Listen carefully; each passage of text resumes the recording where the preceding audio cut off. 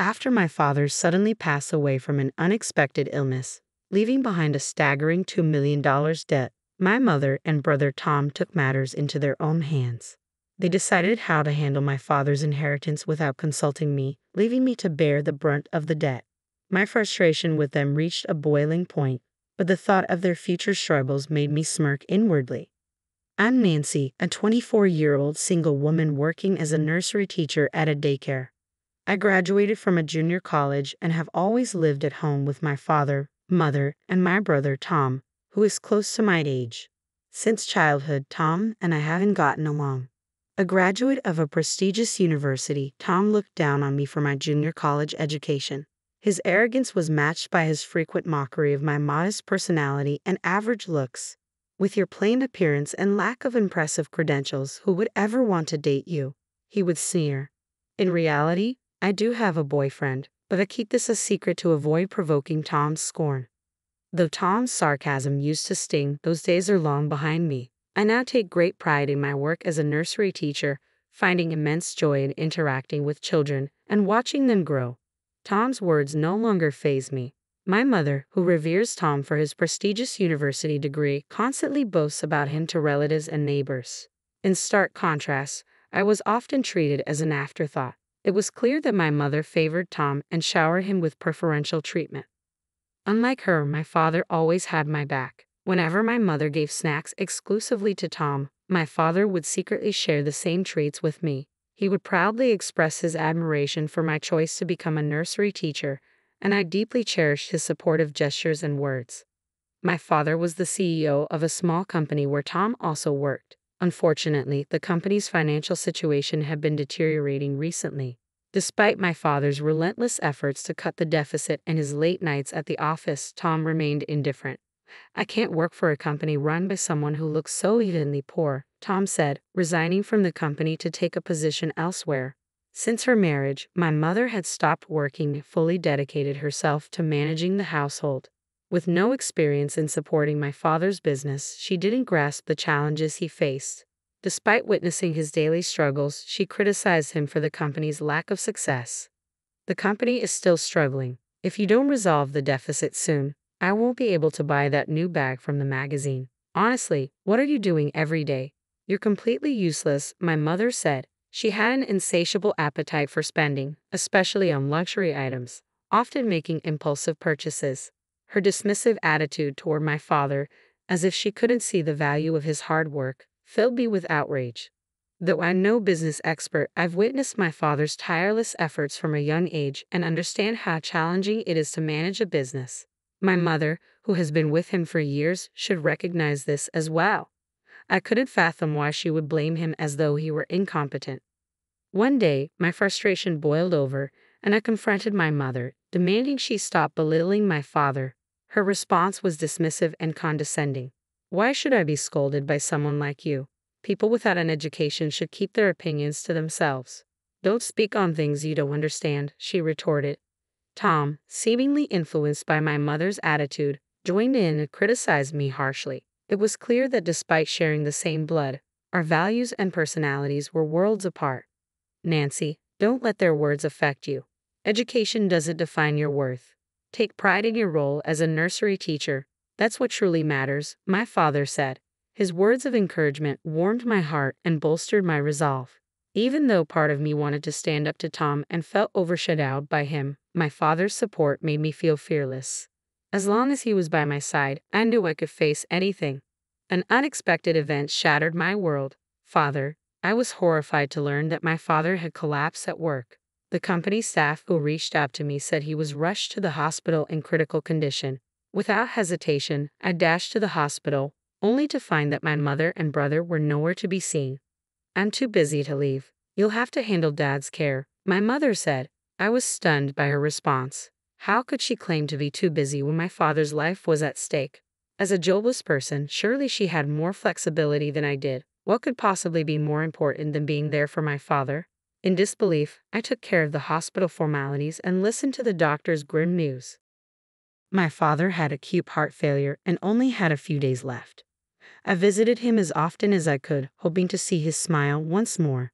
A few days after his collapse, as if sensing my presence, he briefly regained consciousness while I held his hand. "Dad, I'm so relieved to see you. Do you recognize me? Can you hear my voice?" I pleaded desperately, but he looked at me with a distant, vacant stare before quietly closing his eyes, never to open them again. Until my father passed away, neither my mother nor Tom made any effort to visit him. They only appeared just before the funeral, clearly reluctant to oversee the arrangements. During our conversation there, it became apparent that my father's company had gone bankrupt, leaving behind a $2 million debt. "Inheritances come with debts," my mother said, her tone dripping with disdain.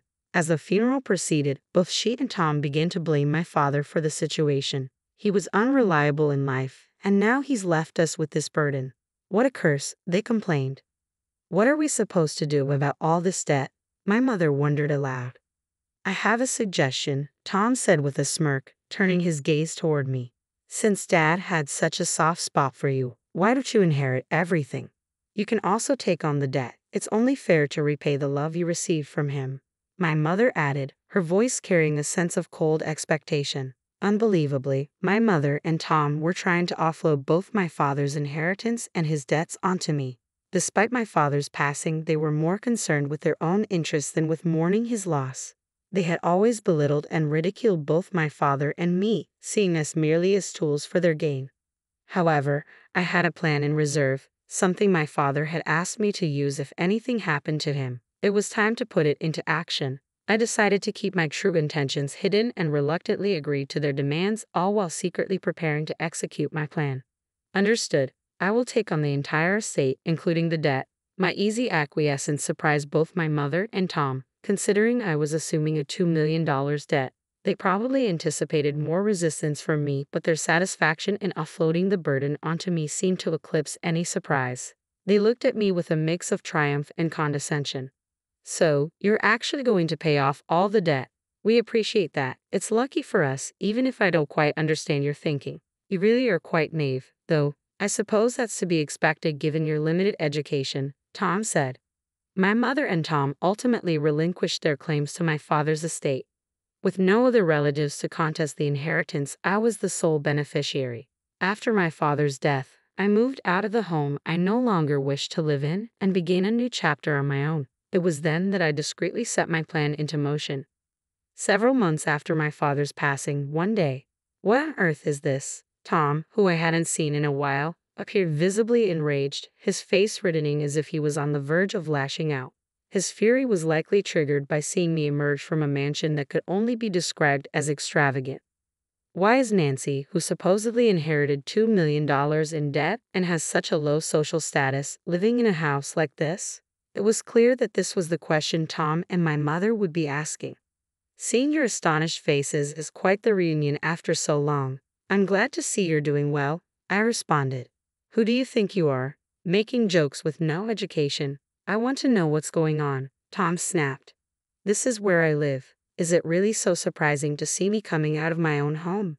Tom, growing increasingly agitated, advanced toward me. However, as a nursery teacher accustomed to lifting children daily, I had developed more strength than the average woman. Tom, who led a sedentary lifestyle and avoided exercise, was comparatively weak. I swiftly overpowered him and had him on the ground in no time. He looked utterly bewildered. As Tom lay on the ground and my mother rushed to his side, I smiled and began to explain. "The reason I'm living here is because of the decision you both made to relinquish Dad's inheritance. Before he passed away, my father had been quietly building wealth through real estate to secure our future. Despite the company's debt, the market value of the properties increased significantly after I inherited the estate. I sold them at the right time, and even after accounting for inheritance taxes, the profit from the real estate exceeded $5 million. My father had anticipated this rise in value, which is why I took on the inheritance, despite the debt. Instead of using the proceeds to pay off the $2 million debt immediately, I first ensured that the employees of my father's company were fairly compensated. Additionally, I received a life insurance payout of $3 million. The amount was truly staggering.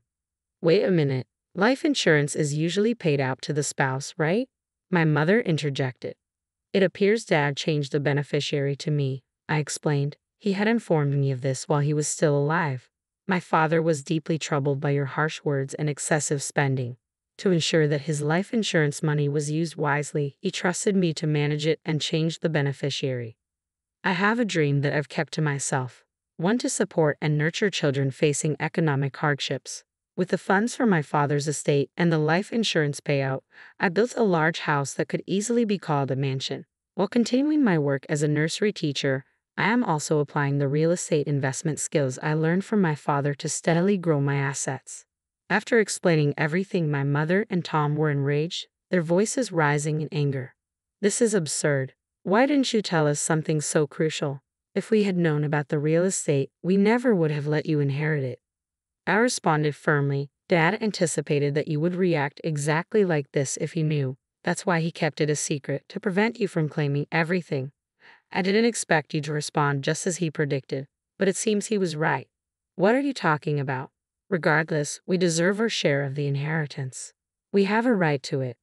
I was taken aback by my mother's audacious demand for a portion of the assets. It was clear that when it came to money, people reveal their true nature.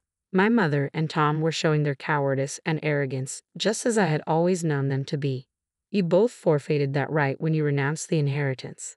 It's not possible to reclaim it now. I cannot hand over the hard-earned assets my father accumulated to people who are consumed by their own greed. The ignorant, uneducated one just won't stop whining. Quit your nagging and hand it over now, Tom shouted. Despite their continued baseless complaints, I had no choice but to call security to have them removed. They left quietly after being escorted out. In the following days, security footage showed them loitering near my house, trying to find a way to claim my father's inheritance. Their persistence was unsettling. Using the footage, I reported them to the police as suspicious individuals. After that, I no longer saw my mother or Tom around my home. After some time had passed, I learned about my mother and Tom's situation from a family friend who had been close to us for years. Tom had found a new job, but his self-centered attitude quickly earned him a poor reputation. Within less than a year, he had alienated his boss and was relegated to menial desk work, a far cry from the special treatment he had enjoyed as the president's son at my father's company. Eventually, the harsh work environment took its toll, and he left the job. His tarnished reputation made it challenging for him to find new employment within the industry. Why aren't you working? Stop lazing around, my mother would admonish. It's not like I'm just sitting around doing nothing, Tom would retort. What kind of effort are you putting in, you useless, unemployed person? My mother would criticize. After witnessing Tom's failure, her attitude toward him changed drastically. Once doting on him, she now blamed him for his incompetence and joblessness, growing increasingly cold and distant. The shift in my mother's behavior placed immense psychological pressure on Tom, eventually leading him to become a recluse. Having relied on my father's income for years and never having developed the skills or inclination to work, my mother now faces financial struggles alongside Tom. Both are struggling to make ends meet. As for me, I am happily married to the man I have been dating, and we now live in the large house I own. My husband shares my passion for helping children in economic need. Together, we are working towards this dream by setting up the necessary facilities and obtaining the required qualifications. I hold deep gratitude for my irreplaceable father, and with my husband by my side, I am living a fulfilling and purposeful life.